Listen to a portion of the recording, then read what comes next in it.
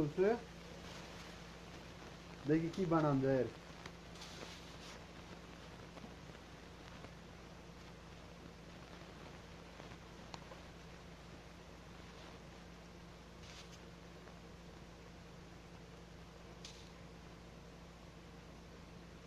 দেখি কি রান্না করা যায় আজকে, লাস্টে দেখা যাবে ভিডিও।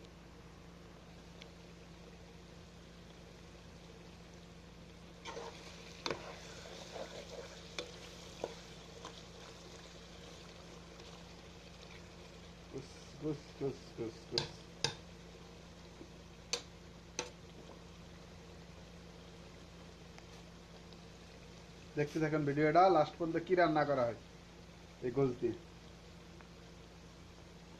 রান্না করা শেষ, এখন এই পাতিলা থেকে অন্য একটা পাতিলায় গোসগুলো নামাবো।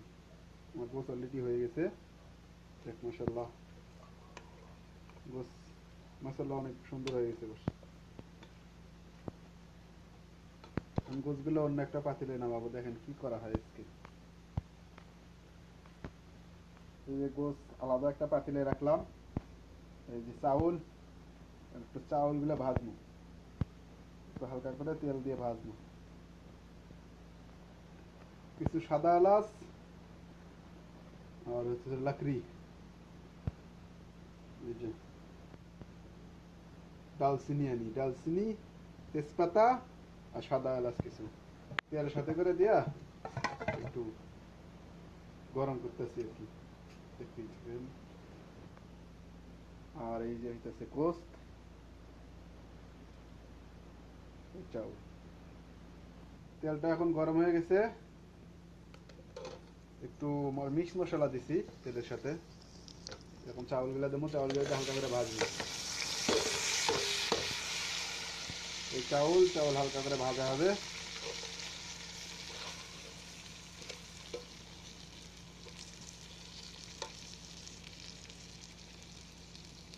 পানি গরম করে নেওয়া হচ্ছে একটু হালকা করে এই চাউলে দেওয়ার জন্য,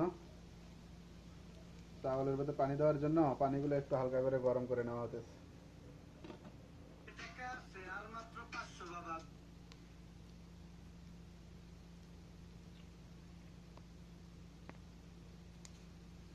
এই তো আমার চাউল ভাজা হয়ে গেছে, চাউলটা রেডি।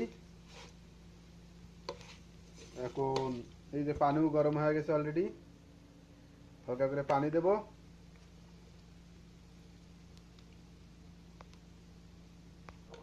একটু পানি দিলাম পরিমাণ মতো।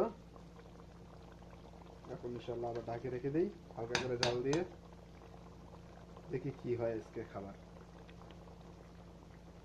আমি নিজেও জানি না কি বানায় দিছি, এই হলো মেইন কথা। চাউলগুলো এখন হয়ে গেছে হালকা করে, আর একটু হালকা সেদ্ধ আছে আর কি, শক্ত আছে, চলবে আর কি। এখন এর ভেতরে মাংসগুলো দেবো, মাংসগুলো দিয়া, যে মাংস এটা দেবো,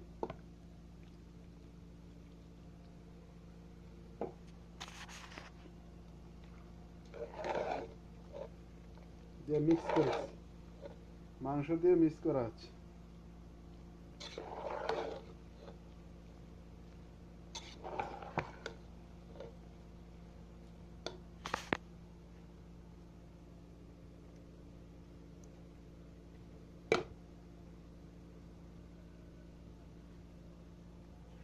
এই মাংসগুলো দিলাম, মাংসগুলো দিয়ে এখন একটু মিক্স করে নিছি।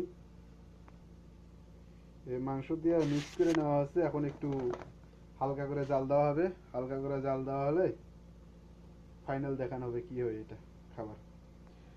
চাউলটা একটু টাইট আছে, যার কারণে ঢাকে দেবো এখন। হালকা করে জাল দিয়ে একটু চুলার উপর 10 মিনিট রাখবো এখন এটা। তো আমাদের বিরিয়ানিটা হয়ে গেছে এখন।